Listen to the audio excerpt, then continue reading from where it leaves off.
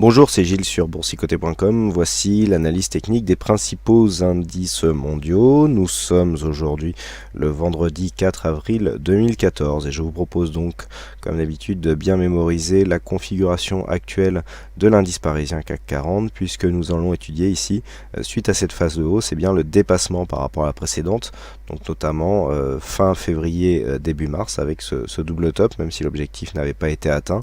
Et nous allons voir que ce dépassement ici n'est pas le même en fonction des indices que nous allons analyser, donc dépassement du récent point haut avec donc cette continuité de tendance haussière même si la dynamique est plutôt faible. Et nous débutons donc cette analyse avec le DAX, donc où l'on voit bien ici que ce point haut, donc de fin février début mars, donc là on avait eu aussi un quasi double top. Là par contre l'objectif a bien été atteint puisqu'on est revenu très très bas. On a cassé ici une zone de support. Donc zone de support qui est une zone de support moyen long terme avec de nombreux points de contact ici. Et bien ce que l'on peut voir, c'est que sur cette phase de baisse, nous avons cassé cette dynamique, puisque même si les cours ici reviennent au-delà, on a du mal, alors que le CAC 40 ici a validé une cassure de ce précédent point haut, sur le DAX on n'y arrive pas. On a même une résistance ici qui est en train de se dessiner sur cette zone. Donc on voit ici une différence avec un DAX qui, suite à sa forte surperformance du fin 2013, début 2014, la corrélation s'est inversée puisque nous sommes maintenant en sous-performance sur le DAX par rapport à l'indice parisien. Du point de vue de la configuration technique de cet indice, nous avons plutôt un sentiment haussier sur les oscillateurs, donc RSI stochastique, avec un signal de retournement qui est apparu hier soir sur le MACD, avec ici cette forte amplitude et cette bougie qui est devenue rouge, alors que ce n'est toujours pas le cas sur le CAC 40. Donc attention ici, le DAX est-il un précurseur du point de vue du retournement par rapport aux autres indices européens. Comme sur le CAC, nous avons une évolution des volumes qui se fait dans une zone inférieure à la moyenne, si nous avons donc on voit bien ici cette succession de volumes qui est largement inférieure à la moyenne, donc sur ces derniers jours, et puis une volatilité en baisse elle aussi. Donc là, nous sommes quand même sur une configuration où il peut effectivement y avoir un retournement. Nous avons vu qu'hier la baisse était la hausse était très peu marquée sur le DAX par rapport aux autres indices, alors même qu'il y a eu quand même des annonces faites par Draghi qui ont été plutôt dans le sens d'une continuité haussière. On a du mal à s'affranchir ici de cette résistance oblique qui reste une résistance baissière. Si on reste ici sous cette zone et que l'on commence à se retourner, nous aurions vraiment la validation du fait que nous sortons ici de cette dynamique. Donc le premier signal ici, la cassure de ce support que je vous indiquais en début d'analyse, mais surtout le fait que nous validerions la succession de points hauts qui se fait sur une tendance baissière, avec l'inscription de points bas là aussi qui se font sur une phase baissière. Donc là on sortirait de cette dynamique haussière par une phase de consolidation, donc qui a commencé déjà à se déterminer par une succession de points hauts à la baisse. Donc là on a un pré-signal. Si ce signal ici de retournement, donc évolution sous une résistance significative assortie d'un MACD qui se retourne, alors certes dans un contexte faiblement survendu, mais légèrement quand même, puisque nous avons ce stochastique donc qui est en zone de surachat, donc en contexte de surachat léger, puisqu'on n'a que le stochastique. On sait que le stochastique est un indicateur assez volatile. Le RSI ne confirme pas, mais nous avons quand même une divergence. Alors divergence, non pas vraiment, puisque nous avons ici des plus hauts qui sont baissiers, mais nous avons ici une succession de points hauts. Par exemple sur cette phase là, on avait une divergence. Donc cette divergence ici est en train de se confirmer, puisqu'elle confirme l'affaiblissement de la dynamique telle qu'elle était précédemment, dont la première zone visible ici est bien sûr la cassure de cette zone de support. Donc si on confirme ici un retournement, le support ici en bleu devrait céder une deuxième fois. On validerait donc d'une manière plus pérenne, je dirais, la sortie de cette zone d'évolution haussière, et donc on basculerait vers un biais baissier court moyen terme, puisque nous avons pour l'instant une succession de points hauts significatifs dont l'évolution est baissière. Donc à surveiller ici cette phase potentielle de retournement. Naturellement, si on venait casser ici à la hausse le point haut de cette bougie et le précédent point haut significatif à 9720,66, eh bien on invaliderait donc cette possibilité. Par contre, tant qu'on ne recasse pas cette zone à la hausse, eh bien il y a un risque ici de basculer dans une tendance baissière. Et pour le FTSE, eh bien, nous allons un peu dans le même sens et je dirais même un peu plus vite. Alors même si nous avons ici une succession de points hauts qui se fait sur une évolution horizontale, idem pour les points bas, hein, je vous ai indiqué ça la semaine dernière. Par contre, une chose qui est plus embêtante du point de vue de la tendance, c'est que nous avons là aussi un support qui était un support de tendance, un support significatif, hein, ici en vert. Et lorsque nous regardons un petit peu l'évolution par rapport à ces derniers jours, nous avons eu donc récemment une rupture de ce support. Malgré tout, nous avions eu une réintégration de l'évolution. Par contre, le fait, je vous l'avais indiqué récemment, le fait de ne pas avoir eu ici un nouveau point haut puisqu'on s'inscrit ici dans une évolution horizontale et surtout que l'on reste ici sous cette zone de résistance à 6876 montre qu'il y avait clairement une rupture dans la dynamique haussière.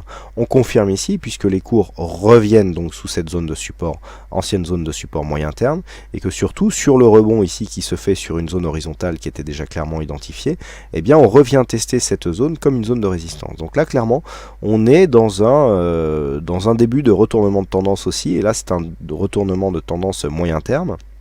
Si on confirme ici cet ancien support comme une résistance et que l'on vient par la suite valider une cassure baissière de cette zone de point bas qui se situe à 6420 points, eh bien on aurait clairement un signal de retournement, hein, puisque nous aurions ici rupture donc de ce support, des points hauts qui ne montent plus et des nouveaux points bas qui apparaissent avec une dynamique baissière. Donc là, du point de vue de la tendance moyen terme, on se retrouverait dans un retournement de tendance. Du point de vue des indicateurs, on est encore haussier mais on rentre en surachat donc sur le stochastique. Le fait de rentrer en surachat sur une zone de résistance alors que nous avions précédemment cette zone de résistance comme une zone de support, et irait plutôt dans le sens d'un retournement de tendance aussi. On est relativement neutre du point de vue du RSI et le MACD souligne encore l'évolution haussière. On a une petite baisse de la volatilité, on est aux alentours de 0,6% de volatilité moyenne en intraday sur le FTSE, ce qui est relativement faible, hein. J'ai tendance à dire que lorsque les indices évoluent dans des zones de volatilité inférieures à 1%, et bien en cas de retournement, il peut y avoir des grosses chutes, hein, qui arrivent. C'est déjà arrivé par le passé et ça s'est déjà vérifié, hein, notamment juste avant la grande chute de 2011, et bien on avait une très faible volatilité qui était tombée sur tous les indices à moins de 1%, donc la configuration est la même. Et donc d'autant plus ici si nous sommes sur des zones de points hauts, le risque est renforcé. Donc si nous avions ici, comme je vous l'indiquais, eh bien cette ancienne zone de support ici qui est confirmée comme zone de résistance et poursuite du mouvement baissier. Donc première alerte ici sur cette zone de point bas à 6500 points et alerte ici qui serait totalement confirmée si nous cassions ici cette zone de point bas significative, hein, qui a été testée par deux fois à 6420 points. Donc si ces deux zones ici étaient cassées à la baisse, on aurait un gros signal de retournement de tendance moyen terme. Nous passons maintenant aux indices américains avec une évolution du S&P 500. Donc là, par rapport à la zone de point haut fin février début mars, on est là aussi sur un dépassement, sauf que nous n'avons pas eu la phase de consolidation qui était entre les deux. Les indices américains ont été beaucoup moins impactés par la crise ukrainienne, ce qui explique le manque de trou d'air. Donc on est ici par contre sur une évolution court terme qui vient confirmer ce que nous avons sur le CAC, à savoir un dépassement de cette ancienne zone de point haut. Par contre, là où en Europe nous avons énormément de signaux d'une possibilité de sortie de tendance moyen terme, et bien sur les indicateurs américains et notamment donc sur le S&P 500, nous verrons que sur le Nasdaq c'est quasiment la même chose. Et bien nous avons toujours ici une poursuite de ce mouvement qui se fait au-delà de cette zone de support qui est donc une zone de support majeure de la tendance moyen terme. Donc pour l'instant, et je dirais que les cours évoluent correctement. On a ici de nouveaux points hauts, des points bas qui sont de plus en plus hauts. Donc là on a une petite alerte ici par une cassure, mais finalement on a réintégré. On a confirmé la réintégration puisque suite à cette réintégration on a inscrit de nouveaux points hauts significatifs. Donc point haut ici, qui plus est nous avons validé ici cette zone de points haut comme une nouvelle zone de point bas, même si les attaques ont été faites de quelques points, mais surtout on valide ici l'inscription de nouveaux points hauts, avec donc cette zone de résistance qui est en train d'être transformée comme une zone de support, et avec donc cette consolidation qui est venue s'inscrire à peine au-delà des 23,6%. Donc là on est totalement dans la continuité haussière, et d'ailleurs si on trace les retracements de Fibonacci, donc toujours sur la phase de consolidation, eh bien nous avons une projection donc de l'objectif suite à la cassure ici de cette zone des 1883 qui se situe à 1910 points,8 donc pour l'extension de Fibonacci. Donc suite à la cassure ici de cette zone, eh bien l'objectif reste à 1910 points,8, donc 1911 points sur le S&P 500. Donc la tendance est bien orientée à la hausse. Du point de vue des indicateurs, eh bien nous avons quelque chose qui est relativement haussier mais peu dynamique, avec ici ce RSI qui oscille maintenant dans sa zone neutre, le stochastique qui après des hésitations ici retourne finalement en zone de surachat, et un MACD qui lui aussi nous donne pas mal d'hésitations, des volumes assez équilibrés, une baisse de la volatilité, ce qui va plutôt dans le sens d'une poursuite du mouvement haussier. Donc on le voit, une tendance certes qui n'est pas très dynamique, mais qui reste bien orienté à la hausse, avec des signaux techniques qui nous assurent d'une possible pérennité de ce mouvement. Du point de vue par contre des indicateurs, attention ici, on commence à avoir des petites divergences baissières qui apparaissent sur la vue moyen terme, donc il faudrait vraiment valider ici cette cassure par un mouvement assez rapide vers le haut pour inscrire de nouveaux points hauts, sous peine d'avoir des signaux d'essoufflement qui apparaissent sur cet indicateur élargi.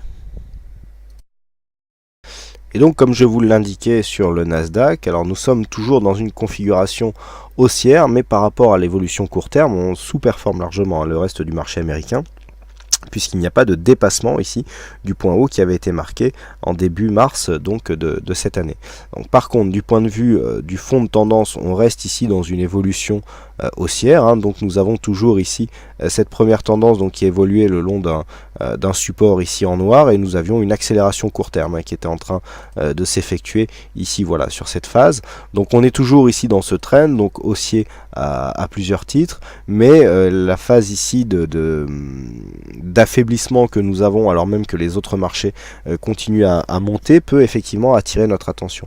Alors toutefois, les cours s'inscrivent ici dans une phase de consolidation en biseau d'élargissement, puisque nous avons ici, je peux vous les tracer, une résistance donc qui est définie comme ceci, et une seconde résistance donc qui est définie par les points bas significatifs. Voilà, on a vraiment ici ce biseau d'élargissement qui est relativement net et qui intervient ici au sommet d'une phase de hausse court terme. Alors par contre, si l'on prend les retracements de Fibonacci, ce dont on peut s'apercevoir, c'est qu'on est juste venu tester ici la zone 50-61,8. Donc pour l'instant, on est dans un biais où il y a effectivement une phase de hausse court terme assez dynamique, une phase de consolidation donc dans une figure d'élargissement qui normalement devrait nous donner une probabilité de sortie haussière, confirmée par le fait qu'on a consolidé que 61,8% de Fibonacci, on n'a pas attaqué cette zone. Donc là pour l'instant, on est dans une perspective de continuité de tendance qui est renforcée par le fait que ce contact ici avec la zone de support majeur nous a donné un rebond technique. Pour l'instant, le rebond n'est que technique. On est venu ici valider un presque contact avec la zone de résistance, mais on aura totalement validé cette figure que lorsqu'il y aura eu sortie avec consolidation inférieure au retracement des 61,8, c'est-à-dire qu'il ne faut pas casser cette zone à la baisse, et confirmation finale donc par la cassure de ce point significatif à 3738 points. Donc ça fait beaucoup de conditions.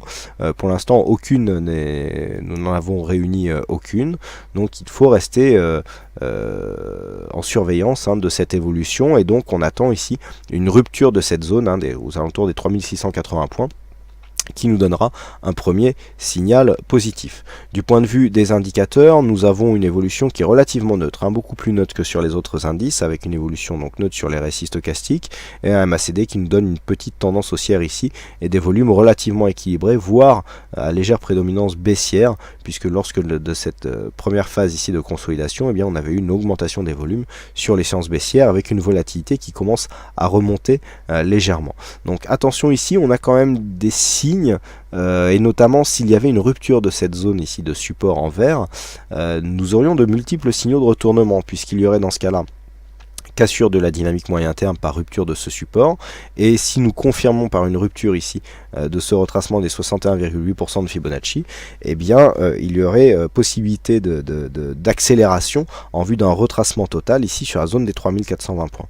Donc attention ici à cette zone, donc à surveiller à la hausse ici la cassure de cette résistance baissière qui nous donnera un signal de continuité de tendance court et moyen terme. Par contre la rupture 1 de ce support et 2 de ce retracement ici de Fibonacci à 61,8% pourrait nous donner un pré-signal d'un changement de dynamique, voire même d'un retournement avec une première accélération baissière sur la zone des 3420. Et enfin le Nikkei, avec une configuration technique assez particulière. Donc nous avions ici cette évolution qui se faisait au sein d'un trend haussier, rupture ici qui s'était faite avec l'inscription d'un deuxième trend de rebond technique. Alors on va revenir sur cette phase puisqu'elle est assez particulière. Donc nous avons ici une rupture qui inclut donc un trend baissier très dynamique avec un rebond technique ici qui vient se retourner dans la zone 50-61,8. Donc jusque là c'est assez technique, il n'y a pas grand chose à dire. Ce rebond technique se faisait ici au-dessus d'un support oblique qui a été franchi sur un gap baissier. On est venu ici valider un contact avec la bolle inférieure. Donc on a des contacts ici, on a un gros contact ici avec la bolle supérieure. On avait eu un premier signal ici, mais finalement qui n'avait pas donné lieu à une suite. On était revenu sur la bolle sup, puis on a refranchi ici avec un gap baissier. Donc là pour l'instant, on est dans une phase d'hésitation, puisque par rapport ici à ces deux points hauts, qui font bolle inférieure, bolle supérieure, nous sommes entre les deux. Par contre, du point de vue ici de cette tendance, nous validons ici cet ancien support comme une zone de résistance, puisque nous n'arrivons pas à réintégrer ici cette zone d'évolution au-dessus de ce support.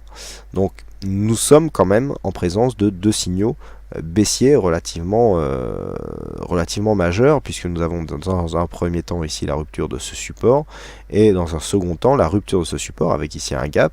Même si ce gap ici est comblé, on revient ici valider ce contact par donc pour l'instant juste un contact qui nous donne une zone de résistance. Donc là nous sommes quand même au moins dans une perte de dynamique avec une évolution horizontale à venir. Donc évolution horizontale donc, qui est définie par le point haut ici de cette bougie et le point bas à 14 000 points. Par contre, le fait que nous soyons sortis ici et que l'on marque ici une phase d'hésitation montre que si on arrive à redépasser ici la zone des 15 432, on pourrait peut-être revenir ici sur la zone de point haut. Il faudrait valider par une rupture haussière des 15 800 points. En attendant, nous sommes donc, ça c'est un scénario qui pour l'instant a peu de chances de se réaliser. Là où nous avons plus de probabilités, c'est d'avoir une évolution horizontale dans cette zone ici, définie entre 14 000 et le plus haut de cette bougie, à savoir les 15 312 points.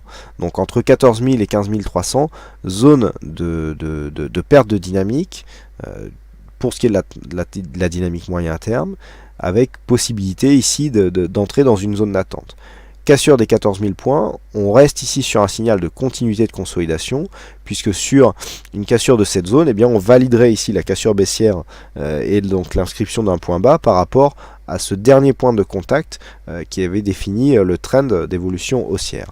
Et puis nous entrerions ici dans un signal baissier moyen terme dans le cas d'une rupture de cette zone de point bas qui se situe à 13 200 points, puisque là nous sommes sur un point bas significatif. Alors par contre, du point de vue des indicateurs, nous avons quelque chose de plutôt haussier d'un point de vue court terme. Le RSI, même s'il est neutre, le stochastique, lui, souligne cette dynamique haussière, avec ici une dynamique haussière constatée sur le MACD et une volatilité relativement maîtrisée. Donc pour l'instant, on est plutôt haussier du point de vue des indicateurs, mais il faudrait confirmer. Alors cette tendance haussière pourrait être confirmée s'il y avait une cassure haussière des 15 400 points, hein, pour casser ici le retracement des 161,8. Donc ça c'est tout à fait possible. Mais tant que nous restons sous cette zone, on privilégie plutôt ici la sortie de dynamique, puisqu'il n'y a pas eu depuis ce rebond technique et donc ce point de retournement dans la zone 50-61,8, il y a eu une accélération baissière certes, mais qui n'a pas permis de casser ici ce précédent point bas significatif. Hein. C'est ce qui explique ce biais plutôt neutre plutôt qu'une poursuite de consolidation. Donc tant que nous restons dans cette zone 14 000, 15 004, eh bien, nous restons dans une sortie dynamique, mais qui ne donne pour l'instant pas lieu à un retournement. Le retournement sera acté en cas de cassure 1 des 14 000 points et dans un second temps donc de la cassure ici de cette zone des 13 200 points. Et puis bien entendu, si on vient à casser ici la zone des 15 400 points, on validera